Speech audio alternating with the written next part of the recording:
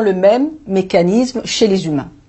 Cette fois-ci, imaginez que vous êtes en balade autour du parc de Masai Mara et que tout d'un coup, un lion surgit de la brousse et s'avance vers vous. Qu'est-ce que vous faites? Vous n'allez pas commencer à vous demander qu'est-ce que je fais? Est-ce que je négocie avec lui? Je lui offre un café ou pas? Vous n'allez pas lui faire les beaux yeux. Notre corps est une machine extraordinaire, elle a tout prévu. Elle va vous éviter d'intellectualiser votre réduction en brochette. Ça va se passer en une fraction de millième de seconde. Le corps va se mettre en adrénaline. Il va couper le cerveau cortical, le cerveau qui réfléchit. C'est la partie du cerveau qui est le siège du raisonnement, de la logique et du langage. Cette partie, il faut la couper, il faut la fermer pour ne pas perdre du temps à réfléchir. Ensuite, il va se connecter instantanément au cerveau limbique qui est le siège de la mémoire et des comportements instinctifs. C'est là où sont inscrites toutes les réactions d'alarme du stress et les actions coordonnées de fuite et de riposte utiles à notre survie. De là est donné l'ordre de fuir et il nous faut les super pouvoirs. Exactement comme ce qui se passe chez la gazelle, les mêmes réactions s'enchaînent chez l'homme. La respiration, les battements du cœur et la pression artérielle augmentent. L'adrénaline va envoyer une force surnaturelle dans les bras et dans les jambes pour nous permettre de courir ou, si nécessaire, de monter à l'arbre. Toutes les fonctions qui ne sont pas nécessaires à cette fuite sont coupées. Vous n'allez pas digérer en train de fuir, ni vous battre contre les petites bactéries ou autres virus. Tout est fermé. Le système digestif, le système immunitaire, la croissance, mais aussi la réparation cellulaire. Et si le bazar dure plus longtemps, le corps aura besoin d'un afflux massif d'énergie pour continuer à stimuler les muscles. Là, c'est le cortisol qui entre dans la partie. Il fournit cette énergie en déversant du sucre et du sucre encore et encore dans la circulation sanguine. Pour y arriver, en fait, le corps va se transformer en une machine à décomposer les réserves. En d'autres termes, le cortisol va attaquer les muscles pour les transformer en sucre. Il va ensuite bloquer l'insuline pour l'empêcher de le stocker et ainsi s'assurer d'avoir en permanence une quantité suffisante de sucre mobilisable rapidement en fonction des besoins. Pendant ces quelques secondes de fuite, le corps ne fonctionne plus normalement. Notre usine à nous maintenir en vie et qui habituellement fabrique, répare, renouvelle les tissus, cette superbe machine se transforme en une usine de décomposition des stocks de notre corps. C'est ça qui est terrible et qui est à l'origine de tous les dégâts de santé qu'on connaît aujourd'hui. Je ne sais pas si vous vous rendez compte. Cette cascade de réactions physiologiques est prévue par la nature pour ne durer que quelques secondes. Ce qui se passe en réalité, c'est que nous vivons ces mêmes réactions pendant trop longtemps pour produire les effets sur la santé que je vais vous détailler tout à l'heure. Je vous rappelle que la cascade de réactions est déclenchée par la peur. C'est la peur qui est le signal de départ du mécanisme que je viens de vous décrire. Or, 99% des gens vivent dans la peur constamment. C'est quoi ces peurs? C'est le manque de confiance, la peur de l'échec, la peur de mal faire, la peur de ne pas être assez bien. Qui ne vit pas ça? Nous n'avons pas eu de mode d'emploi pour vivre, encore moins pour vivre dans ce monde aux perpétuelles mutations. Donc nous avons peur tout le temps et nos cellules baignent dans l'adrénaline tout le temps, pendant des jours, des mois et même des années. Ceci explique donc pourquoi il y a une explosion de burn-out et de maladies chroniques aujourd'hui. Nous vivons dans un monde de plus en plus anxiogène et notre mécanisme de survie qui est prévu pour fuir le mammouth est déclenché sans cesse. Est-ce que vous arrivez à vous imaginer ça? Il est déclenché par les peurs de la vie quotidienne ou parce qu'on n'arrive pas à atteindre les résultats demandés par le chef. Les séquences que je viens de vous décrire se mettent en route exactement de la même manière que chez la gazelle qui fuit le lion. Ceci explique donc pourquoi vous êtes épuisé si vous vivez dans la peur. L'hypertension induite par l'adrénaline est à l'origine des crises cardiaques et des AVC que nous voyons de plus en plus autour de nous. Si aujourd'hui vous avez des problèmes de diabète de type 2, alors que vous avez une alimentation plus ou moins normale, ne cherchez pas ailleurs, le cortisol produit trop de sucre et l'insuline est bloquée.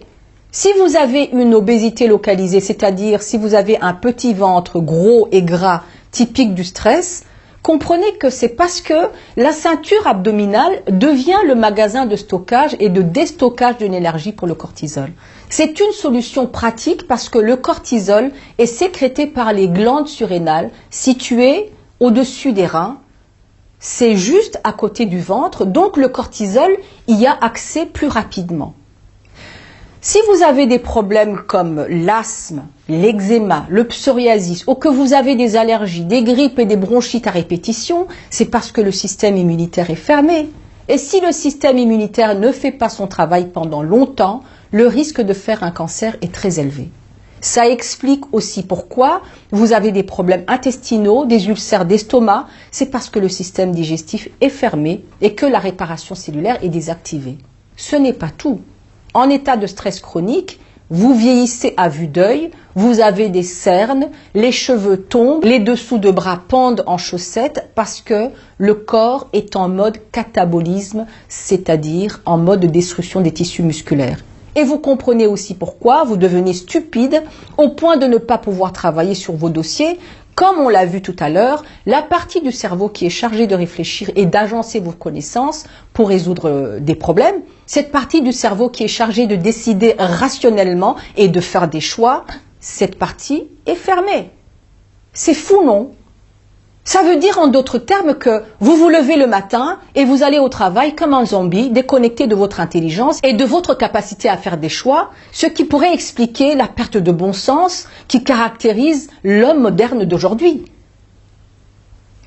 Cette dernière conséquence mérite qu'on s'y attarde parce qu'elle est à l'origine de notre perte de contrôle professionnel. On le verra en détail dans la deuxième vidéo, dans laquelle je vais vous parler de l'erreur fatale que commettent tous les gens stressés et qui les conduit lentement mais sûrement au burn-out et parfois au suicide. Maintenant, que pensez-vous de ce que vous venez d'entendre? Moi, le jour où j'ai appris ça, j'ai d'abord été choquée. Et puis, ça a été un soulagement parce que j'ai enfin mis des mots sur toutes mes misères de manque de confiance. J'ai aussi compris l'origine de ma maladie auto-immune et de mon cancer que je n'arrivais pas à m'expliquer. En fait, je ne savais pas que pendant des années, le circuit des fonctions de mon corps était hors service et que mon cerveau qui réfléchit était débranché. Tout ça à cause des peurs que je traînais depuis mon enfance. Mais je vous entends me dire, mais c'est impossible cette histoire. C'est vrai, c'est invraisemblable. C'est justement ça le problème parce que 99% des gens n'ont pas conscience que le stress, c'est ce que je viens de vous décrire. Si on en était conscient, on ne dirait pas aussi banalement et sur un ton d'exploit et de fierté « Chérie, je viens de passer une semaine de dingue, mais stressée comme ce n'est pas permis. » Ce qui voudrait dire « Chérie, je suis en train de me suicider. » Si on était conscient, la médecine ne serait pas ce qu'elle est aujourd'hui. On ne gaverait pas les gens de médicaments à vie contre le diabète, l'eczéma ou l'asthme. En tant que pharmacienne, je peux vous dire que ça n'a pas de sens de prescrire un Malox ou de couper une partie des intestins sans avoir mesuré le taux de cortisol dans le sang.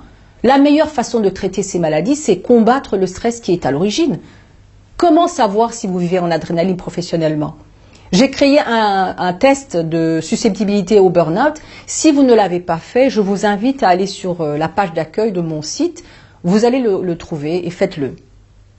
Nous ne sommes pas tous égaux devant le stress. Il y a des gens qui s'en sortent bien et d'autres qui rament depuis toujours. Ça a été mon cas. Mon indice d'insécurité était de 7. C'est-à-dire le maximum. Ce test vous donne votre indice d'insécurité. Si l'indice est supérieur à 4, c'est que vous êtes régulièrement en adrénaline, c'est que vous êtes en mode catabolisme et c'est un signe que vous pouvez faire un burn-out. Nous vivons presque tous dans des états de peur inconscients, surtout dans l'environnement du travail, donc nous vivons en adrénaline en permanence. Les professionnels de la santé devraient en tenir compte dans chaque consultation. De tous les médecins que j'ai eu à consulter, je ne connais qu'un seul qui demande systématiquement un dosage de cortisol avant toute prescription médicale. C'est lui d'ailleurs qui m'avait mis en garde sur la probabilité que je fasse un cancer si je ne change rien à mon état de stress. Je ne savais pas comment faire à l'époque et donc j'ai eu un cancer. Aujourd'hui, je sais exactement ce qui s'est produit dans le corps et je sais ce qu'il faut faire pour stopper et réparer les dégâts sans passer par le médicament. Voilà à quoi j'ai dédié 5 ans de ma vie.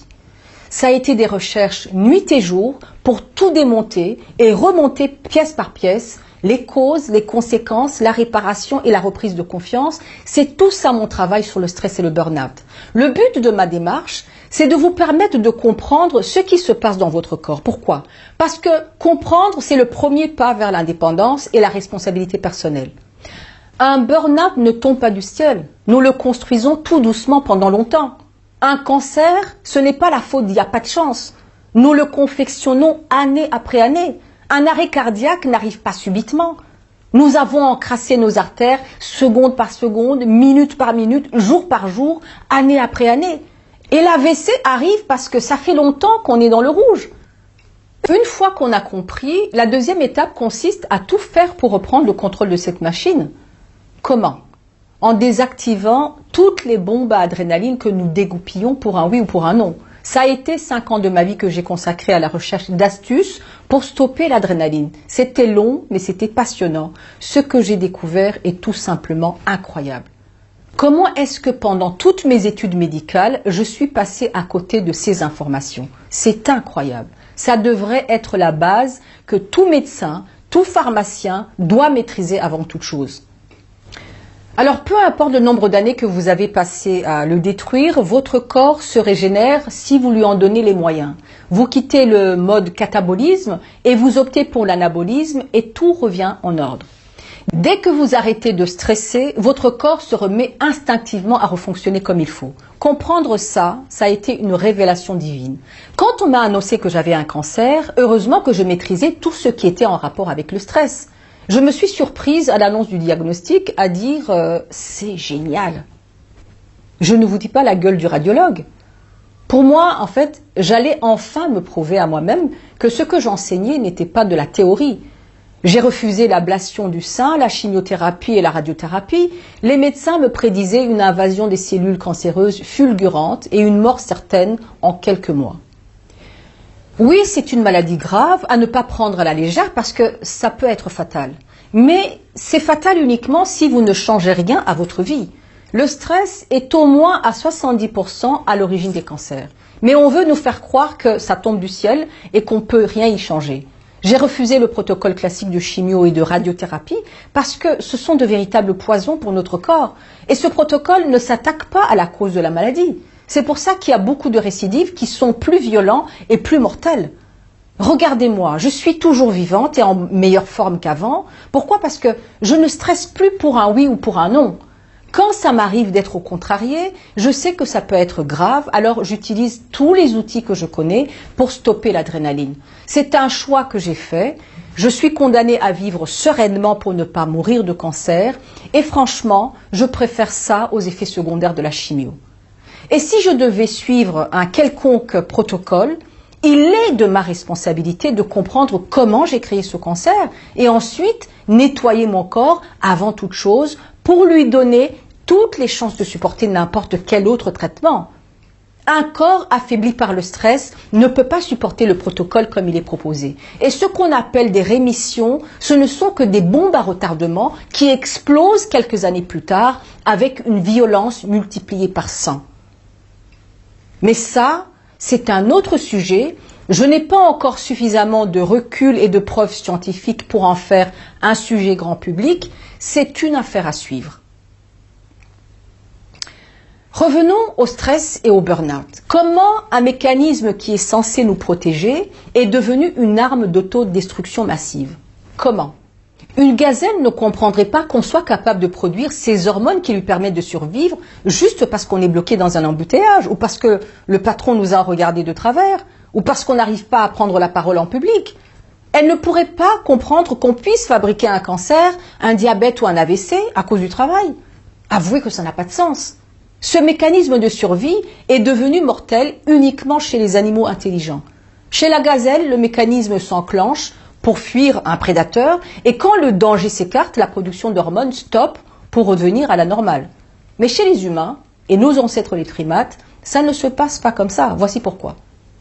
En observant les babouins dans le parc de Masai Mara, le neurobiologiste américain s'est rendu compte que ce qui stressait les babouins, ce n'était pas la crainte des prédateurs, parce que le groupe qui suivait était dans une réserve protégée.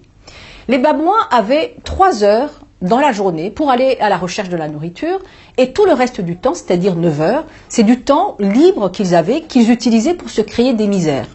Ils se stressaient entre eux par des jeux de pouvoir inventés par leur propre espèce pour se rendre la vie difficile. Le chercheur avouera d'ailleurs qu'il avait fini par les détester à cause de leur comportement. C'est d'après lui le parfait modèle pour les maladies liées au stress de notre civilisation moderne. En fait, ce qui déclenche les hormones du stress chez nous, ce n'est plus une question de vie ou de mort, comme celle de nos ancêtres qui affrontaient le mammouth, c'est le commentaire ou le regard de notre patron qui n'est pas content de notre travail, c'est la peur d'être ridicule devant ses collègues, c'est la peur d'être rejeté par la société, etc., etc. Ce phénomène de stress induit par des comportements sociaux et psychologiques existe chez les singes et chez les humains parce qu'ils sont dotés d'intelligence qui leur permet de fabriquer des règles et des jeux de pouvoir mortels pour leur espèce. Et ce que le neurobiologiste va découvrir par la suite est encore plus intéressant. Qui est stressé dans le groupe des babouins? Pas tous. Les mâles CEO, comme ils les appellent, ou mâles dominants, avaient très peu d'hormones de stress dans le sang, alors que les petits babouins, c'est-à-dire les subordonnés, avaient des taux très élevés. Il a donc découvert que le stress, chez les babouins, est une affaire de hiérarchie. Les mâles dominants menaient la vie dure aux petits babouins en les harcelant, en les battant ou en les terrorisant. C'est pour ça que les babouins subordonnés avaient plus d'hormones de stress et avaient une santé détériorée. Ils avaient l'hypertension, le système immunitaire qui ne marche pas, le système de reproduction bloqué. Et chose intéressante, la chimie du cerveau ressemblait à celle des gens déprimés. Mais qu'en est-il chez les humains? Est-ce que le lien entre le stress et hiérarchie peut servir de modèle?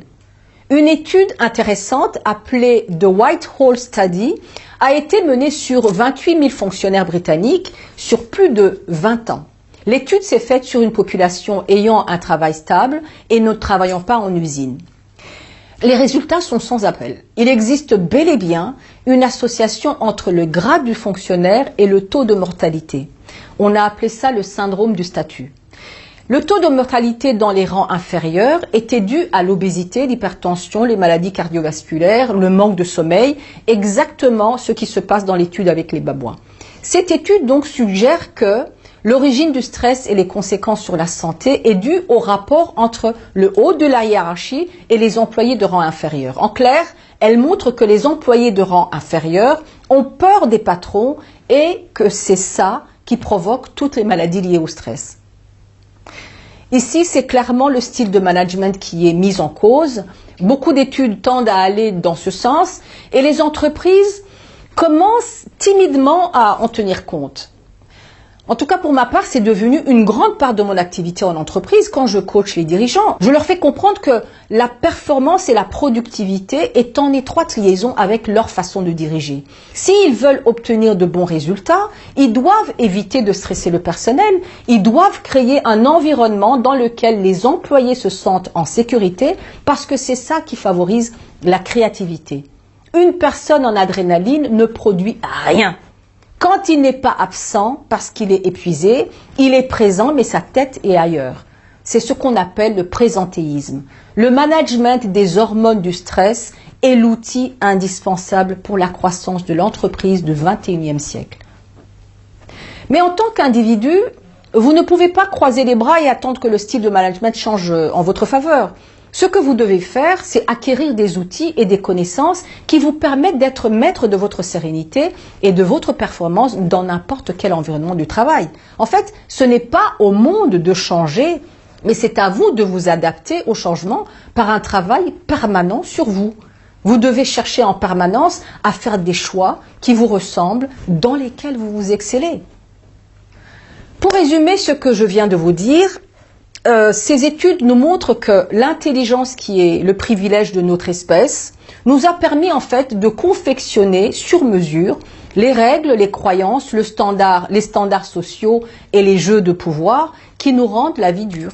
Nous sommes pris au piège par nos propres règles Ça nous fout la trouille de ne pas ressembler aux standards de la société et petit à petit on se perd, on fait des choses qu'on n'aime pas, on subit la pression de la famille pour devenir ce qu'on n'a pas envie d'être, on fait des métiers qui ne nous correspondent pas, on devient des êtres multitâches incompétents dans l'entreprise. Tout ça, c'est le résultat du monde moderne que nous avons créé nous-mêmes de toutes pièces. Ces règles constituent le fondement des bombes absurdes d'adrénaline qui ruinent notre santé et notre carrière.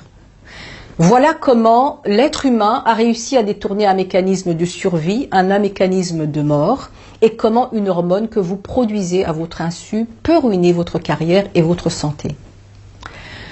Dans la deuxième vidéo, je vais vous révéler quelque chose d'assez hallucinant.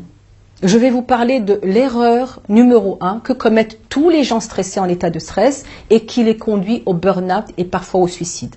Cette erreur, je l'ai commise moi aussi. J'ai une pensée particulière pour Simone que j'ai sauvée in extremis d'un suicide. Ce qu'elle me dit souvent, c'est que la plus belle chose qui lui soit arrivée, c'est le fait de comprendre ce qui se passe dans son corps quand elle est stressée. Avec tous les outils qu'elle a aujourd'hui, elle arrive à stopper l'adrénaline. Comme elle dit, ça lui permet de ne plus être cette sorte de zombie apeuré qu'elle était devenue et qui passait la moitié de sa vie dans les cabinets de psy. Voilà, c'est ici que se termine la première partie de cette conférence. J'espère que ce que vous avez appris vous sera utile. Dites-moi juste en dessous de cette vidéo ce que vous inspire tout ça. Qu'en pensez-vous ? Est-ce que vous vous reconnaissez dans les symptômes que je vous ai décrits? Avez-vous des soucis au travail à cause du stress? Avez-vous des problèmes de santé qui pourraient être liés au stress? Quelles sont les sources de stress qui vous mettent en adrénaline? Posez-moi toutes les questions qui vous empêchent de dormir. J'y répondrai personnellement dans les vidéos que je compte faire régulièrement. Dites-moi tout. J'adore interagir avec les gens. C'est comme ça qu'on arrivera à améliorer nos conditions de vie dans ce monde de dingue. Est-ce que je peux vous demander un service? Envoyez cette vidéo, non pas à tout le monde parce que ce n'est pas nécessaire, mais aux gens qui vous sont chers et qui se tuent avec le stress sans le savoir. Partagez-la avec vos collègues, envoyez-la à votre patron pour qu'il soit conscient que son style de management compte beaucoup. Envoyez-la à toute personne que vous connaissez en souffrance professionnelle. Il faut que collectivement nous prenions la mesure du danger et que nous agissions en conséquence. Comprendre, c'est la première étape pour reprendre le contrôle de sa vie.